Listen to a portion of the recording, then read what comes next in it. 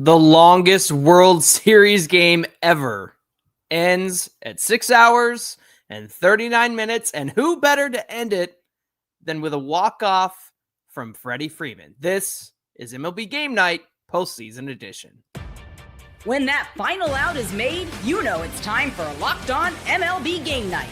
All the post-game reactions to every game across the league, every single night, with insights only the hosts at Locked On can provide. Prepare to experience game day reactions like never before. Only on Locked On MLB Game Night. Your team every day. Yes, it is, and yes, we are. Welcome to MLB Game Night, every game, every night, postseason edition. I'm one of your hosts, Jon Frisch, one half of Locked On Angels. With me is J.D. Hafron of Locked On Cardinals. And our wives really want us to come to bed, don't they, JT? Mine does not need me in there at all after all of this.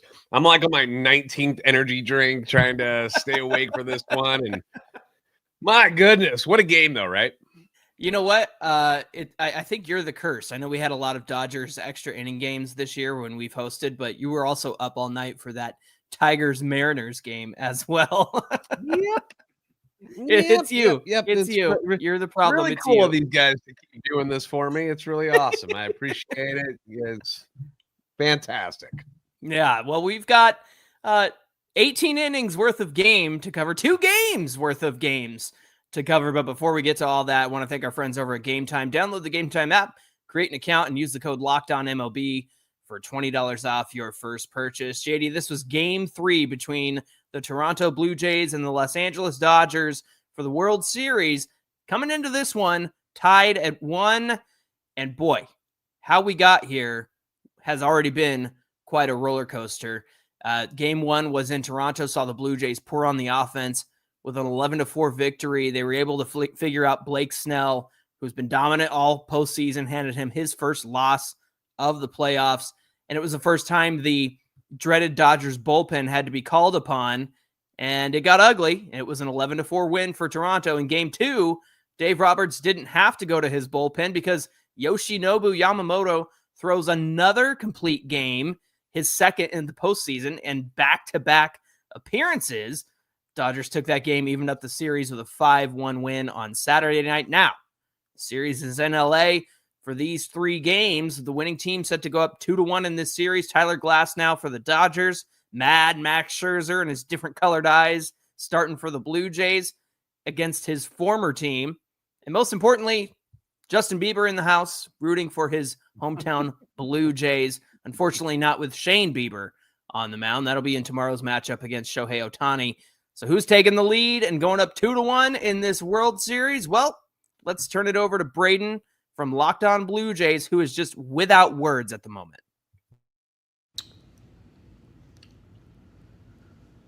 That was the best baseball game I've ever watched that ended in a loss. I want to have words. It's 2 o'clock in the morning. This was awesome. It sucked, but it was awesome. This is why we love the game, right, Kit? Yeah, you can tell I love the game right now. 18 innings. I mean, uncompetitive at bats a lot of the time in the extra innings. Game you felt like you needed. Couldn't get it done. This one hurts. They used everybody. Brandon Little gives up a home run to Freddie Freeman. A lot of controversy. You know, the Bo Bichette and Varsho play in the second inning. That feels like 4 days ago. Tune into the podcast today. Today, because it is Tuesday, October 28th, when this game started. Monday, October 27th, the flyover for the pregame ceremonies, JD, flew over my house at like 4:30, like getting ready to fly over Dodger Stadium. And here we are 6.5 hours later, almost 7 hours later with this game. Just insane. And you wouldn't have thought it would have gone this way based on how things started out in this one, right, JD? Yeah, I mean, it was one of those games that, there was a lot of action early on, taking us into the 7th inning, and we're like, wow, this is it's going to be an exciting game, a lot of fun. And then it stopped. All of the offense stopped. Part of it being because certain players were removed from the game, but right at the same time, we got nothing after the 7th inning. It was like if you were to just look at the box score, you see all the zeros, you're like, wow, this must have been awful. But at the same time, it wasn't. It's it was a long game, obviously, 18 innings, ties a record, but it was quite exciting the whole time because you're getting down to people that you don't even know was on the roster anymore. Like people are like who is this guy that's in the game right now? That's where we got to at this point. And luckily we never had to go to any position players or anything like that. But we had other starters getting up in the bullpen. So it was a wild time, man. It was a wild time at Dodger Stadium tonight. Yeah, 19 pitchers used between the two teams. And you thought for a minute, like you mentioned, position player. We saw Shane Bieber warming up at one point. We saw Yoshinobu Yamamoto warming up at one point, who just pitched on Saturday, as previously mentioned. But the big hero in this one, Will Klein. Yes, everyone knows Will Klein, the guy who got 14 appearances with the Dodgers out of the bullpen this season and actually came over from the Mariners before this season began. Actually, no, in June, I should say. June, they made a trade with the Mariners and got Will Klein. And this guy is the hero of the game with 4 scoreless innings of relief.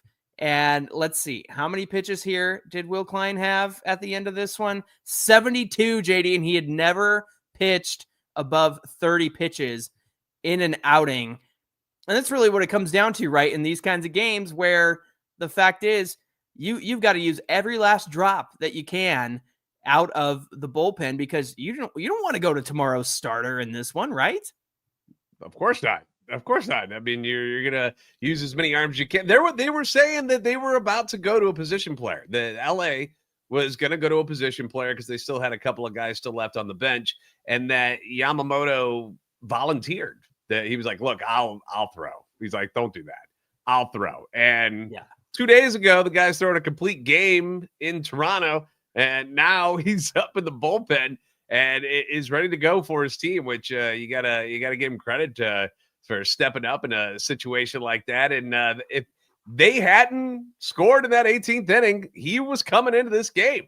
Shane Bieber, who's supposed to be starting game 4 for Toronto, was up in the bullpen for the Blue Jays.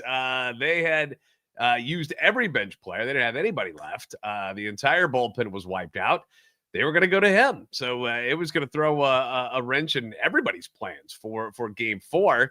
I'm still concerned what they're going to do with Ohtani because, he just got done playing 18 innings and was on base 157 times and running around all night. Like, how many pitchers do that and then go start the next day? Like, it just doesn't happen. So it's going to be pretty interesting. Yeah, and look, the way this one began, we had no idea where it was going to go. Teoscar Hernandez gets his first hit of this World Series with a solo homer off Max Scherzer. Shohei Ohtani, his first of 2 home runs in this one. Vladdy Jr. Gets a leadoff walk, and Tommy Edman has an error. And you think, well, that's it for Tommy, but he redeems himself with some incredible defense, and this on both sides had amazing defense. But again, it feels like years ago, Alejandro Kirk put the Blue Jays up 3-2. Andres Jimenez with a sac fly made it 4-2, and then the Dodgers tie it up, and then eventually we get to this 5-5 game. But before that happened, George Springer leaves the game, taking a swing, and looks like he grabbed his oblique. JD, if that's an oblique strain, he's going to be out for the rest of this series, unfortunately, and he's already been beat up with 97 off the knee in that Mariners series, took a fastball off the wrist. Unless he gets the same miracle drug that fixed his knee, that, like it looked like he had a shattered kneecap or something after the that injury, and then he just comes back and was just fine. So whatever they gave him for that, give him an extra dose of it so that he can get through the oblique issue or whatever, because it really changed the dynamic of what that Blue Jays offense was, because he's the guy at the top of the order, and instead it was Ty France. So kind of a drop off there. Yeah, big time. Now, we can't not talk about Shohei Ohtani's huge night, and we're going to get to that in segment 2, but a couple of crazy facts here. Jeff Passan of ESPN, there have been 703 games in the 121-year history of the World Series. This is only the 5th to get to the 13th inning. I'm sure he wrote that tweet like 3 hours ago, but the fact is, it's ironic because, or a coincidence, I should say, because Dodgers went 18 innings with the Red Sox in 2018, and that was also game 3. Fortunately, that was a Friday night, and so we were all able to stay up and watch that one. And then per Sarah Langs of MLB, 19 combined pitchers used tonight are the most used in a game in postseason history. And then finally, Freddie Freeman doing what he does, walking it off with that solo home run in the bottom of the 18th. And the crazy thing is, it was last year when he hit that walk-off grand slam, and he had the opportunity to hit another grand slam, but he was able to end it in this one. I was hosting karaoke at a bar last year when he hit that grand slam here in LA. And right before I started my set, the whole place just blew up because of that Freddie Freeman walk-off grand slam. So great to see him do that again. And you just kind of felt like something had to give. And of course, it was that home run off of Brennan Little in order to end this one. Yeah, so like, lefty. Yeah, off a lefty matchup. You know, you're playing the matchups, and there you go. So we mentioned the big Shohei Ohtani history-making night. We're going to get into all of that and much, much more next on MLB Game Night.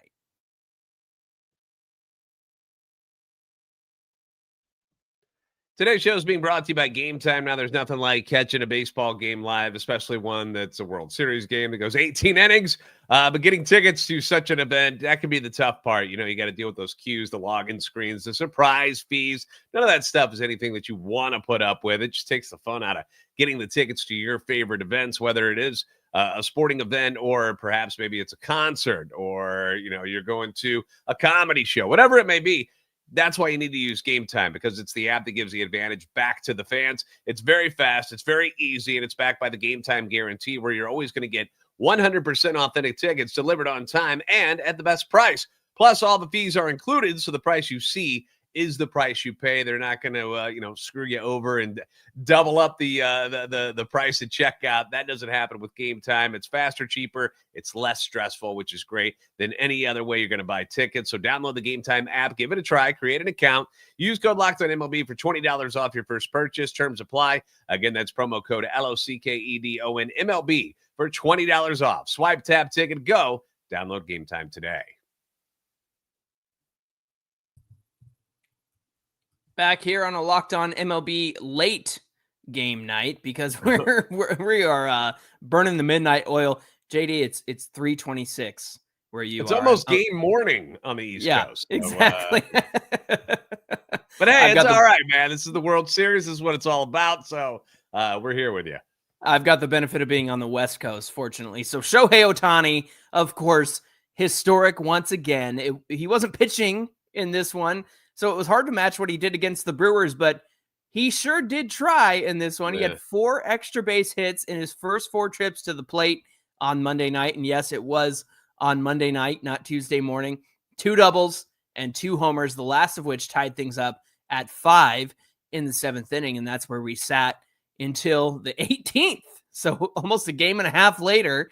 Now, listen to this. Ohtani is just the second player in Major League history with 4 extra base hits in a World Series game, joining Frank Isbell in 1906 when this game started. You guys all remember Frank Isbell. Don't yeah, like right? You didn't.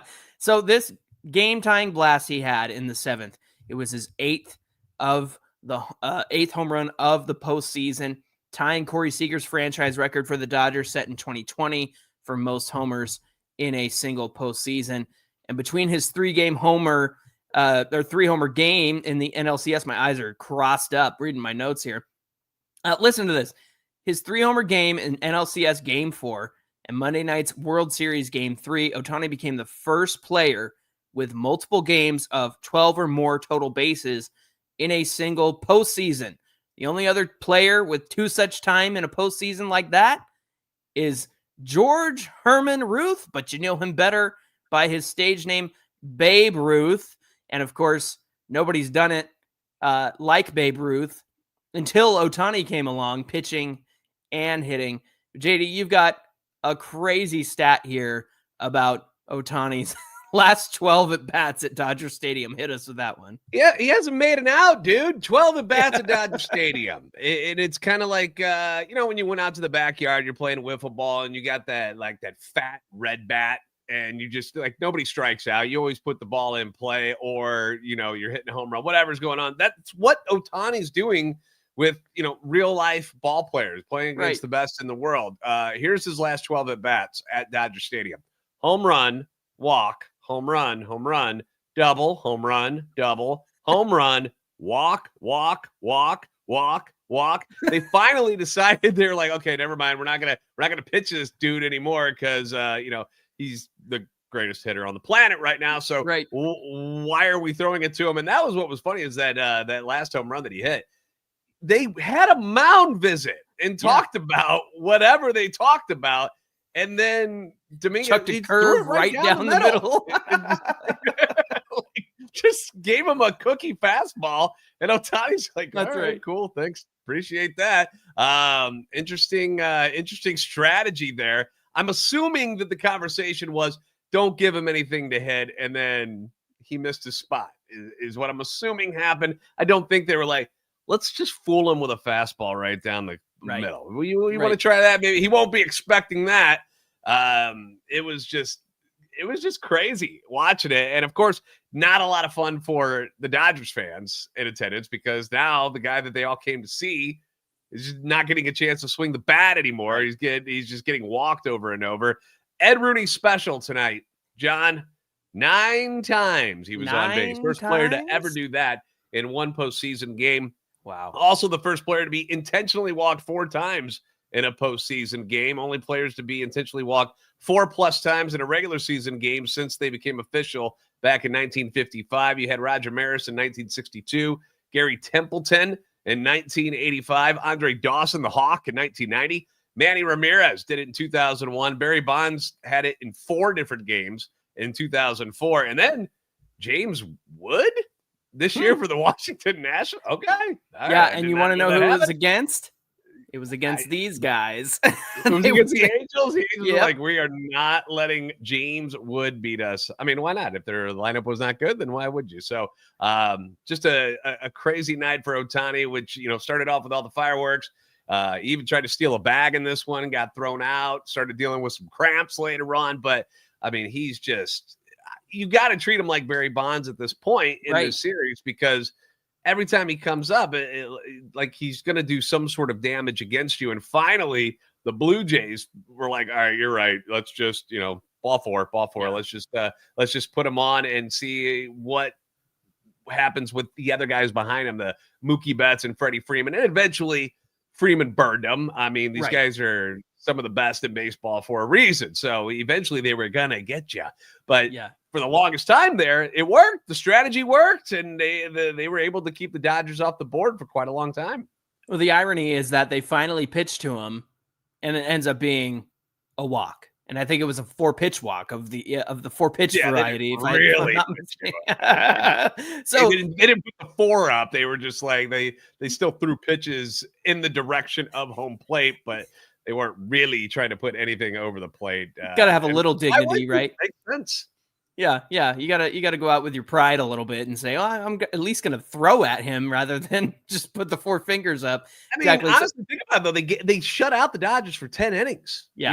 I mean, I can come up with more excuses for the Blue Jays getting shut out, because you lost Springer. They pinch ran for Bichette. They pinch ran for Alejandro Kirk. I think that was like the 12th inning. So you had a lot of backup bench dudes who were taking really important at bats, and so you kind of understood why they weren't getting much offense going and weren't really threatening at all in the extra innings. But, the Dodgers, they still had their A guys up there. And, the Blue Jays bullpen was able to keep them off the board. And the one way they were doing it was just not even trying to pitch to Ohtani. We're just like, let's walk him and take our chances with somebody else. So it worked. I assume that will be the same strategy moving forward for Toronto.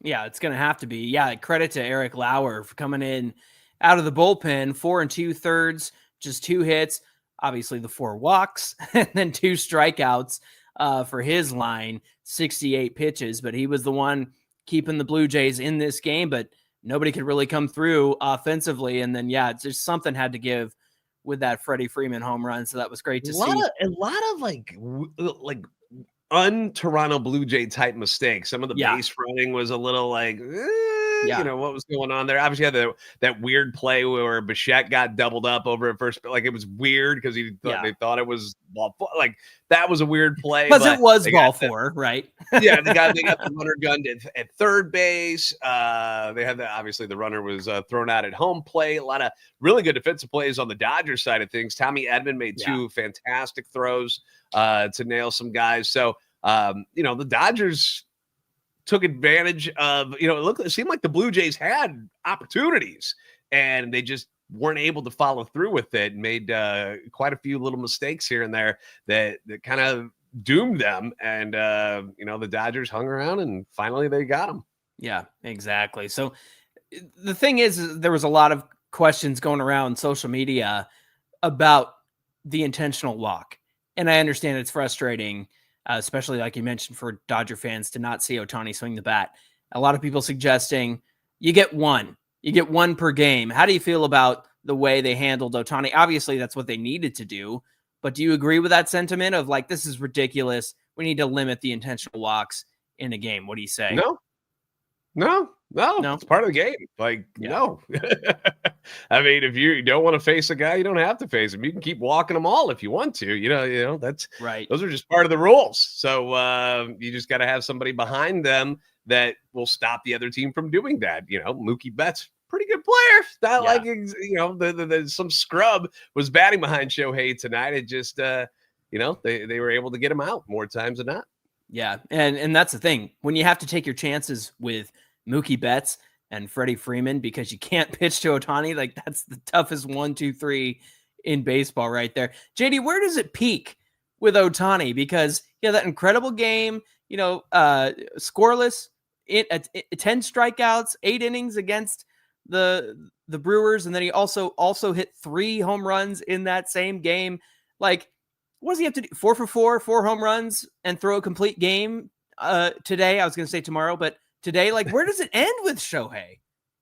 I don't know. Sky's the limit, man, because, I mean, he's still returning from an injury. So, you know, a complete game, give me the no-no, give me the perfect game. I mean, there are some things that he hasn't achieved just yet in this game, but he's got plenty of time. And he's got to cure cancer still. Like, he's got some things that he's still got to accomplish. But it's Shohei is just, it's hard to even like explain to him. I mean, I would assume this is what people thought about Babe Ruth when they got to see him when he was playing, where it was somebody that could just seemingly do anything he wants to when he's out there on the field. So I hope people who are watching this, whether young or old, understand how special what they're seeing out of this guy here in the postseason. And he's still got a lot of time ahead of him too. So he's not even remotely close to being done.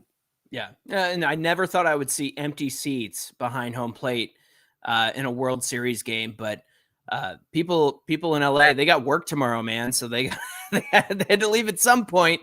And there was a Marlins guy behind there. Did you see that guy? The Marlins man, the whole time. He was rocking full Marlins. He was not afraid to show off his fandom for Miami, but we had some kids back there. But hey, some of the Hollywood guys were still hanging around. I saw Jason Bateman was still there for quite a while. So Magic Johnson, I don't think he ever left. I think they kept panning over to him too. So, you know, it is what it is. Some people couldn't stay, and must be nice to have that affordability as far as like your bank account. I just got to leave this World Series game. Right. No big deal. You know, I got other things to do tomorrow. 1, you can afford the seat, and 2, you can afford to give up the seat because the game's going too long. All right. We're going to get you on deck. Let's see. Game 4 is going to happen in about 13, 14 hours here. So we're going to get you all prepped up for what's on deck at Game 4 at Dodger Stadium. That's next on MLB Game Night.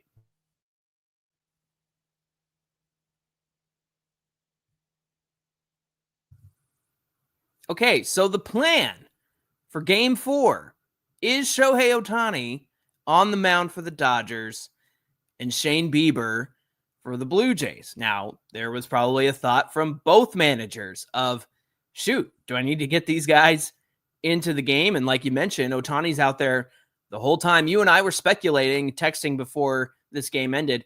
Is Bieber at the hotel? Like, is he just, like resting up for game 4? But no, he ended up being in the bullpen, warming and tossing. So maybe he was at the hotel and came back because they're like, hey, we might need you for this one. But listen, last time out, Shohei Ohtani had perhaps the greatest postseason performance anyone has ever had in the NLCS Game 4 versus the Brewers. And this is just on the mound, right? 6 innings pitched, 2 hits, 10 Ks, no earned runs, 3 for 3 with 3 home runs and a walk. Just another day at the office for Shohei Ohtani. He started one other game this postseason. That was game 1 of the NLDS against the Phillies. He went 6 innings there, 3 runs, 3 hits, 1 walk, 1 hit by pitch, and 9 strikeouts. Now, Philly did jump on him for 3 in the second inning, but he settled down, and the Dodgers do what they do.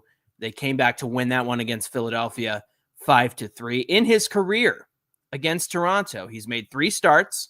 He's gone 2-1 with a 3.32 ERA, 25 strikeouts in 19 innings, but he hasn't pitched against them since 2022 when he was still an Angel. Are people even going to remember that Ohtani was an Angel? I know he's got 2 MVPs as an Angel, but good grief at this point, and especially after a 18-inning game like this, I think people are going to forget about the fact that he was an Angel, except for me, obviously, with my fandom. But JD, what about Shane Bieber on the mound? How's he been so far?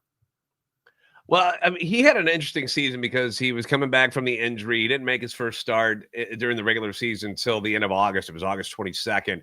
And then he got traded, obviously, over from Cleveland. Regular season this year, when he finally got things up and running with the Blue Jays, he went 4-2, 3.57 ERA in 7 starts. Now, during this postseason, he's made 3 starts so far.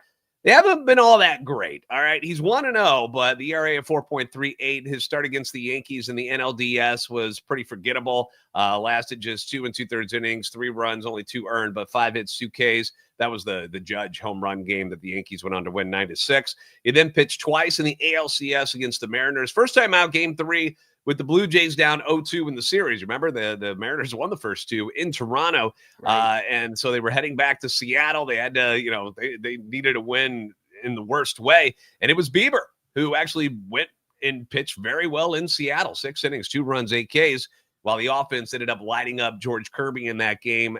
13 runs, 18 hits in that one. Second time out was in game 7, and he wasn't nearly as good in that one. Lasted just 3 2/3, 2 runs, 7 hits, 5 Ks. But give him credit where he kept Seattle within striking distance, right? Like, they went out to that lead and hit a couple home runs, but they didn't get too far ahead. And eventually Springer would end up hitting that dinger to send them to the World Series. He's only got 1 start in his career against LA, also back in 2022. Went 6 1/3, 3 runs, 2 earned, 7 hits, 9 Ks.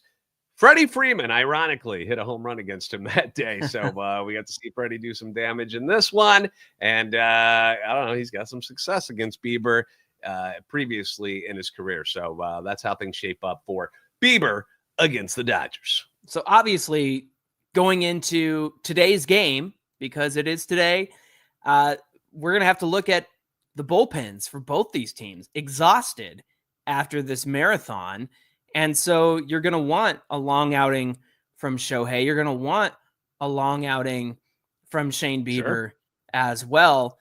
They did the best they could to, have 2 guys eat the innings that they did in Will Klein and Eric Lauer.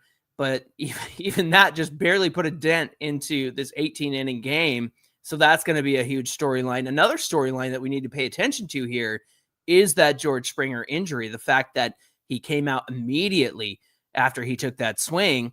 And like I said, JD, if it's an oblique thing, I think he's done for the series. And look, he was setting the tone at the top of that Blue Jays lineup as the leadoff guy, and that's going to leave a huge void. Now, also, Ken Rosenthal mentioned in the 9th inning of this game that Bo Bichette might not play tomorrow. Obviously, he started at second base. He was swapped out for IKF later on. So with the Blue Jays being shorthanded is an understatement at this point, considering the injury to Springer, who they're going to have to put in his place, and what's going to happen with the bullpen. And it's not just limited to the Blue Jays bullpen, but also for the Dodgers. Where do things stand, JD, for the Dodgers coming into this one?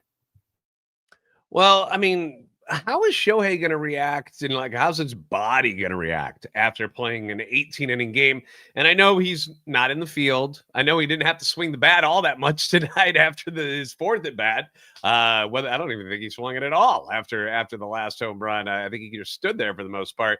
But he's on base every single time he made a plate appearance tonight. Sort of, I guess, because the home runs wasn't really on base, running around much, but how important the legs are to a pitcher, and where will his legs be? He was dealing with cramps at one point. Where will his legs be for tomorrow's game? The adrenaline, I'm sure, will take over early on and get him through. But when things start to settle down a little bit and he gets into that third or fourth inning, how will what he had to do tonight affect what he does in game 4? This is uncharted territory, man. We've never seen it. So we don't know. And when they interviewed him after the game, they were like, how do you feel going into tomorrow? And he, through the interpreter, he was like, I want to go to bed as soon as possible. He's like, I'm done. Get me out of here. I don't even want to do this interview anymore. But, it'll be interesting to see how everything that they went through tonight, and it's not just the physical, the emotional part of all of this. When you've been to a game, you're not playing in the game. And have you ever been exhausted leaving a game when it was really intense for you? What do you think the players are going through? So you've got all that combined. And, if he does have to leave early because he just doesn't have the legs to stay out there, what do they do with their bullpen? Because outside of Kershaw, who only had to face one person, everybody pitched in and threw a decent amount. So guys will have to step up. It's the World Series. There's no time for whining and crying, but it's gonna be interesting to see exactly how they handle everything and how far Shohei can go. If he comes out tomorrow and throws 7 innings, he's just a god on this earth. It would be incredible. But would you put it past him at this point?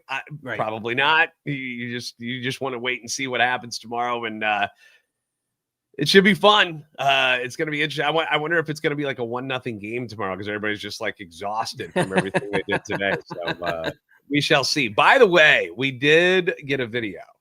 Ooh, from Harry. Dodgers. So I don't know what it says, but do you want to air it right now? Let's do it. Let's go for it. Let me get this in here for you guys. All right, here we go. Finally over. 18 innings later. Yes, 18, and it ends the only way it possibly could. Freddie, Freeman, walk-off, solo shot. Dodgers win 6-5 and take a 2-1 lead in the World Series. Shohei Ohtani, are you kidding me? 2 homers, 2 doubles, then Toronto just gave up and walked them 5 straight times.